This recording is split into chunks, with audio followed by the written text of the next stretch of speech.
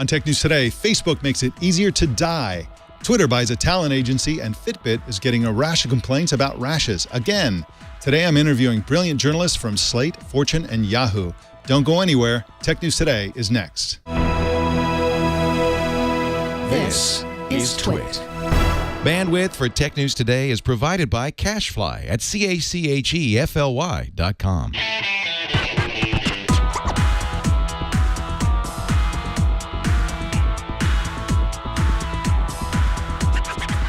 This is Tech News Today for Thursday, February 12th, 2015.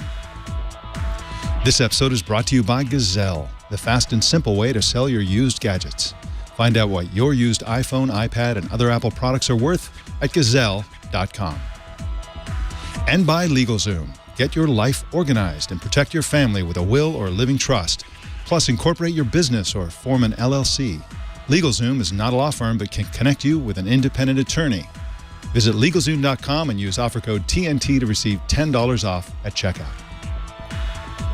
Tech News Today is the show where we talk about the tech news with the journalists who report it. I'm Mike Elgan. Elise Hugh is off today, and instead our co-anchor on today's show is my invisible friend, Tony. Unfortunately, I'm the only one who can hear Tony, so why don't we just jump right into the news. Facebook introduced a new legacy contact feature that lets a loved one manage your account after you die. Will Oremus wrote about the feature for Slate.com and lived to talk about it and joins us now. Hey, Will, how you doing? I'm good. Thanks, Mike. Now, this sounds like a pretty reasonable and pretty useful feature. How does it work exactly? So it used to be that when somebody died, their Facebook account would, there were three options. Either you wouldn't tell Facebook that they were dead and it would just continue as if it were a live account. That's kind of awkward. Or you could send Facebook some documentation proving the person's death, and then the page could be what they called memorialized. And so it would become a memorial page to the person. People could still post on their wall and that sort of thing, but it wouldn't be treated as an active user anymore. Or you could petition to have Facebook delete their account, but that's it. That's all you could do. There was no way to manage the page or change anything about it after the person died. What Facebook introduced today is a new feature called Legacy Contacts. It gives you two options. So while you're still alive, you can choose, do I want to delete my account when I die? You know, when someone proves that I'm dead, should Facebook take down my account forever?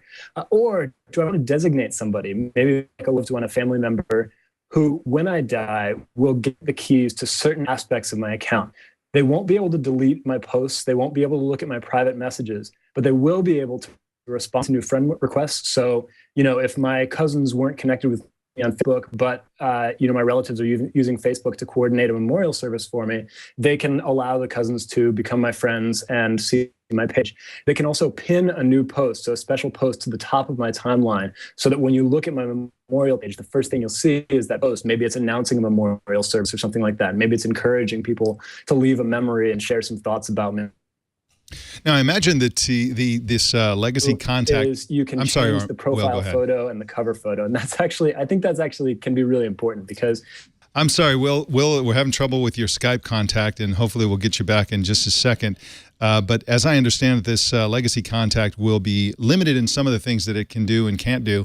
For example, it won't be able to go into your messages. So if you've got some private correspondence in there and you designate a legacy contact, that person won't be able to go into those messages, and certain other areas are private as well. And so we'll look forward to that feature being rolled out, and hopefully we'll have Will Oremus on another show soon. Again, Skype troubles, they happen. What are you going to do? And just so you can find Will, he's at Slate.com, and you can follow him on Twitter at Will Oremus. In just a sec, we got some product updates for you. But first, let's talk about Gazelle. Gazelle will buy your used gadget. I've been telling you about this for a long time because I love Gazelle. You just simply go to their website. You pick the gadget that you've got laying around, you indicate its condition, and then they'll give you a price. If you like the price, and you probably will like the price, they always have such great prices, just click on the button and you'll get a box in the mail. You just put the device in the box, and off it goes, and you get paid real money, which you can apply to your next device. And when you get tired of that, you can sell that one to Gazelle as well. Gazelle will also sell you a device. They'll buy them, of course, but recently they started selling devices. They're certified like new. Phones and tablets are indistinguishable from a brand new device. Why should you buy the product that you don't want instead when you can afford the product that you do want by buying a certified like new device. And of course, their certified good category of devices show some gentle signs of wear, but they have really good prices. And all of these devices, no matter what kind you get, have been put through a rigorous 30-point inspection to ensure that they're fully functional. And all of them are certified and backed by a 30-day risk-free return policy. So there's literally no risk of any kind in buying from Gazelle. Find out what your iPhone's worth. Take a minute and go to gazelle.com to find out. Twitter acquired Niche, an online talent agency that negotiates deals for social media stars. They may have paid about $50 million for it. Erin Griffith writes for Fortune and wrote about Niche and joins us now. How you doing, Erin? Hi, I'm good. How are you? I'm doing great. Hopefully your Skype connection will work better than Will's. Now, can you tell us more about what Niche does exactly? So Niche, unbeknownst to a lot of people, Niche has its own sort of set of stars. So there are people on, Vine has its own set of stars. So there are people on Vine with millions and millions of followers and huge, sort of like fan bases. And so those Vine stars are now brokering endorsement deals with brands. So one of the most popular guys might, endorse a skateboard, or they might do a Vine with like a certain kind of HP laptop. And so those deals don't bring any money in for Twitter, but people are making money on Vine's platform. And so Niche basically helps connect those, like this guy here with the laptop. Niche basically would represent the talent here in this situation and help connect them with brands who want, a bunch of these little Vines going out to all the Vine fans around the network. Now, does Niche work with other platforms besides Vine, for example, YouTube? Yeah, they do Instagram, I believe, and I think I actually couldn't find it, the latest on their site, but I know that they work with stars and influencers on a lot of different platforms. I don't know if they do Twitter or not, but Vine, I believe, was their biggest one. Now, do you know if Twitter's going to sort of ban those non-Twitter based platforms like Instagram? I think the plan is to keep all of Vine's other platforms on there, on Niche, Niche's other platforms on Vine. Mm-hmm. So I think the company will continue to be an agency. So that way, if you're talent on Vine and you also have an Instagram following and you also have a Pinterest following or whatever, you can still work with brands across all of those. But obviously being under the umbrella of Vine and Twitter, there's going to be probably increased functionality and analytics and things that the influencers can get from those two networks. It sounds like Twitter's finally found a way to make money on social media, which is to sell the talent on Instagram. Now, will Vine... that's interesting because there were a lot of questions that came up in Twitter's last earnings call about Vine because they've owned it now for 3 years. They haven't really tried any kind of monetization on it, and this is a really interesting way because it makes money for both of them, not just Vine. Somebody can do a sponsored Vine with one of their influencers, and then that advertiser can pay using Twitter's paid ad products to kind of promote it all across Twitter. So that kind of is an interesting way for Twitter to like drive more spending to its existing promoted posts and promoted tweets. It seems to me that a lot of the competitive social networks are a little bit freaked out about the celebrity status that some YouTube stars have acquired. Snapchat is starting to use YouTube stars in some of their content, and now this. Do you think that Vine stars or Twitter-based stars will ever reach the sort of heights of some of the big YouTube celebrities? Yeah, that's sort of interesting. I mean, I think a lot of the up and coming kind of stars now are realizing that it makes a lot more sense to have a following on multiple platforms, because I think a lot of the YouTube stars, some of them maybe don't like the deal that they have to give 45% of their revenue over to YouTube, and they realize though their following is locked in there. If they can't like extract all of their fans and take them over to a new platform, they have to start from scratch. So I think a lot of the new up and coming stars are realizing that there's a value in having a presence on YouTube and on Vine and on Instagram and on Twitter. Erin Griffith is at fortune.com, and you can follow her on Twitter at Erin Griffith. Thank you so much for joining us, Erin. No problem. Thanks for having me. All right.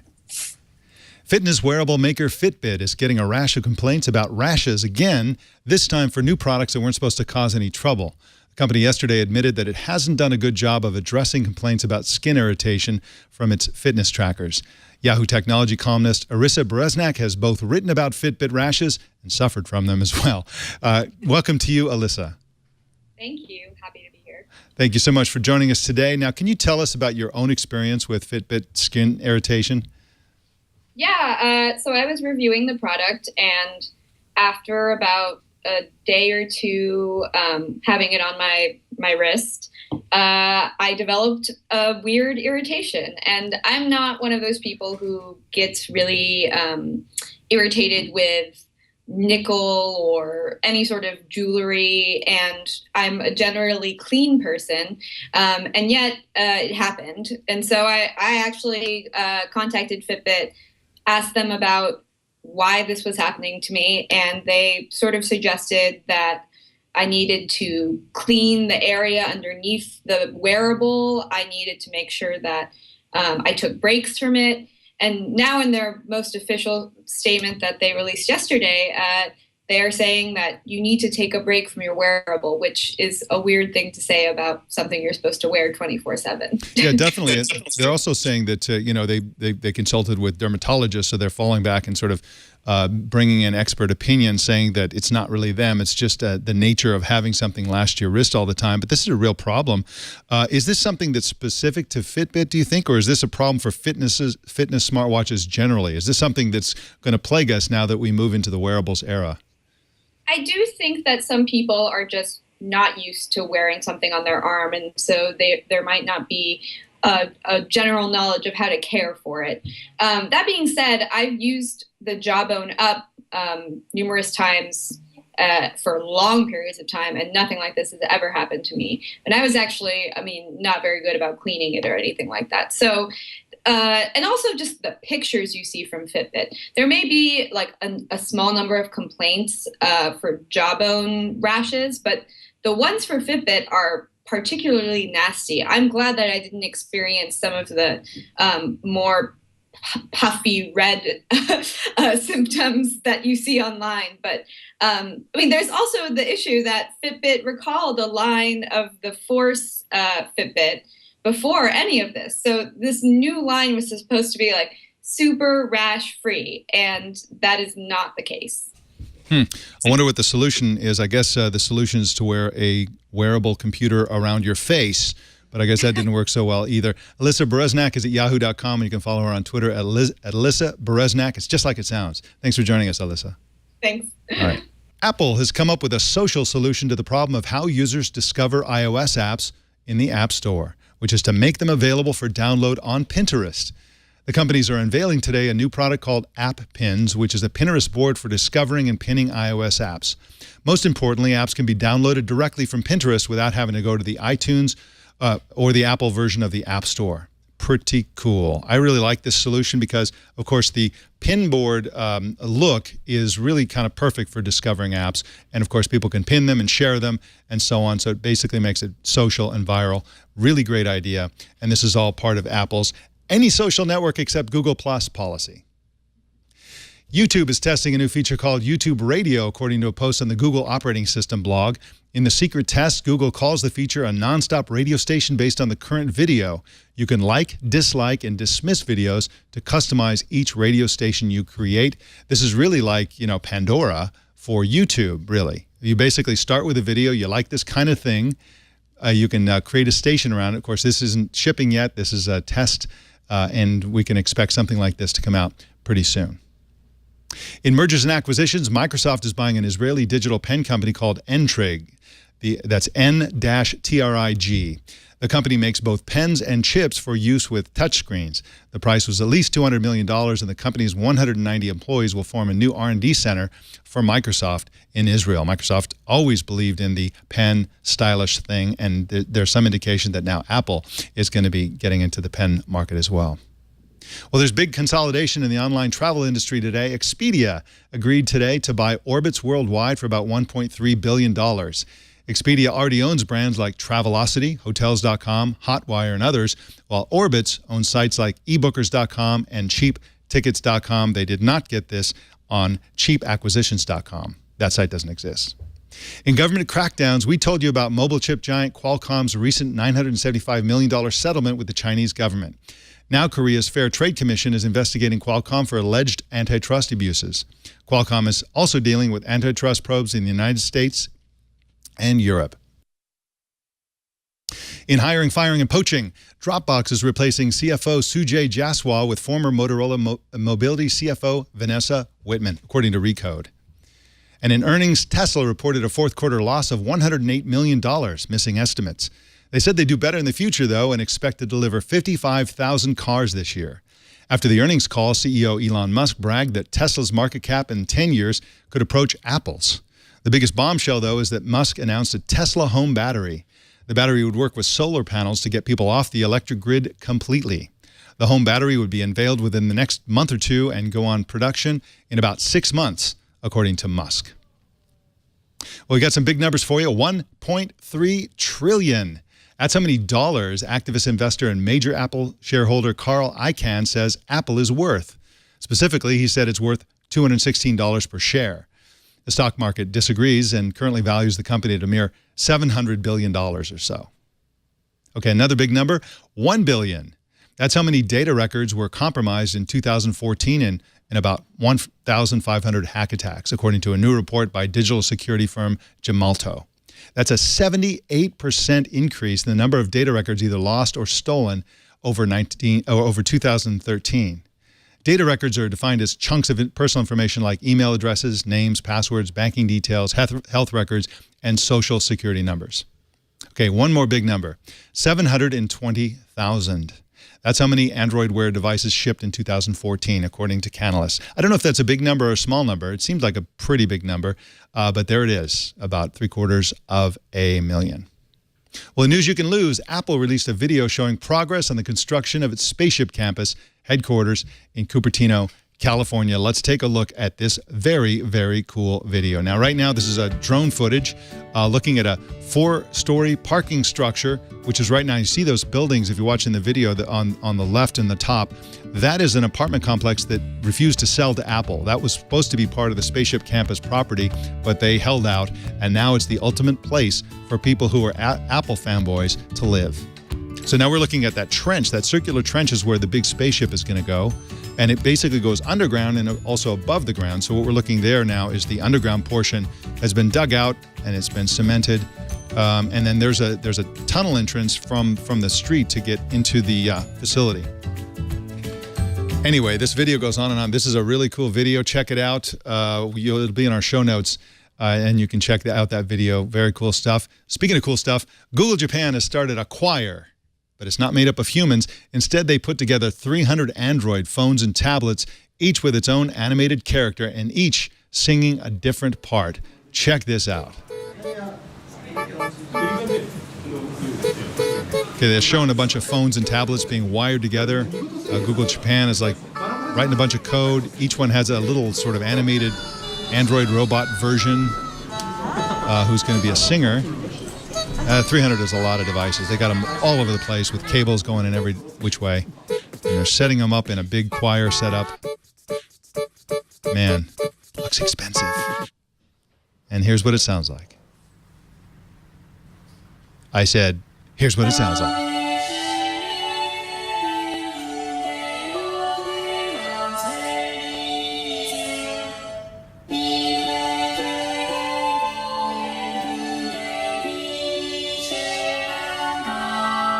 I guess Google has nothing better to do. This is really elaborate.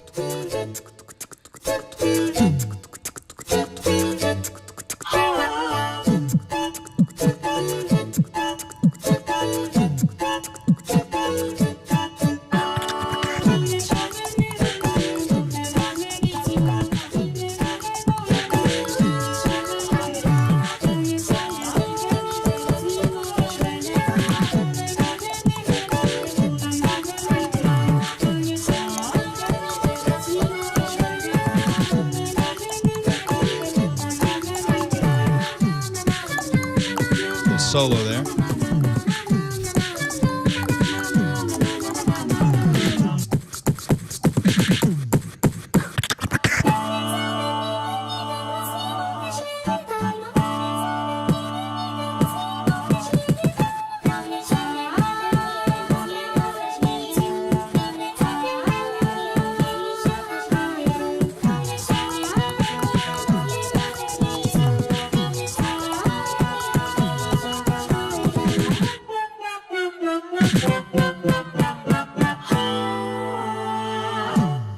Very nice. Very nice. I think I'm going to buy 300 Android devices and build my own. I don't see that happening, frankly. Well, we got a wrap up for you coming up, but first let's talk about LegalZoom. You got to get your life organized, and that means starting with protecting your family, and LegalZoom is the best place to do that. You can build a will. Lots of people don't form a will because it's expensive and time-consuming and difficult, and LegalZoom, of course, makes it easy and inexpensive. You can also do a living trust. LegalZoom can help you no matter what sort of legal needs you need. You can get your life organized, start a business. If you already have a business, they'll help you with all the documents and legal issues that you may need to do at pennies on the dollar because, of course, lawyers are super expensive, and you don't need a lawyer for most of this kind of thing. And, you know, one of the things I love about LegalZoom is the fact that lots of people don't do the things that they should do, whether it's with their business or their family. They say, yeah, someday I should do that. I should do this, that, the other thing. LegalZoom, you should go to the site, legalzoom.com. Check it out. See what's possible. See how affordable it is. And you'll do the stuff that we should all be doing, whether it's, you know, for your personal life or for business. Don't wait any longer to organize your life. Just go to LegalZoom.com. Use the offer code TNT to get $10 off at checkout. And for legal help you can count on for your family or small business, go to LegalZoom.com today. And remember to use the offer code TNT, again, for $10 off your order. And we thank LegalZoom for their support of Tech News Today. Our TNT fan of the day is Brett Young in Virginia, who posted this picture on Twitter. He says he watches the show while he works. What is it about our audience, Jason, where these people have a million screens? Of course, what am I talking to you for? That you've got a million screens too. But look at this. I mean, it's just incredible how many windows he's got open right there. And he's also got the sort of pen-based device in the front, I think otherwise known as a paper notebook. It's a solid-state device. It's pen-oriented. Yeah, that's a cool workstation. And we're right in the middle, our special spot of honor. Very cool. How do you watch or listen to TNT? Just record a video or take a picture of yourself or your setup and post it on Google+, Twitter, or Facebook. Use the hashtag HowIWatchTNT, and we will find it. That, ladies and gentlemen, is the Tech News Today. Thank you to my invisible friend Tony for co-anchoring today. You can subscribe to, thanks, Tony. You can subscribe to Tech News Today on Feedly, or just go to twit.tv/TNT and pick your favorite way to subscribe. You can also watch us live every weekday at 10 a.m. Pacific, 1 p.m. Eastern, 1800 UTC at live.twit.tv or on the app or browser plugin of your choice. If you're ever in California's wine country, come on in and watch us live. And you can follow us on Twitter at Tech News Today TV. If you're a Tech News fan, and I know you are, come hang out with us in our Google Plus community. Just search Google Plus for Tech News Today and you'll find the community. You can also follow me on Twitter at Mike Elgan. And please tell us what's on your mind at TNT@twit.tv or call 260-TNT-SHOW. Don't miss our evening newscast, Tech News Tonight at 4 p.m. Pacific tonight and every weeknight right here on the Twit Network. My name's Mike Elgan. Thanks for tuning in. We'll see you tomorrow.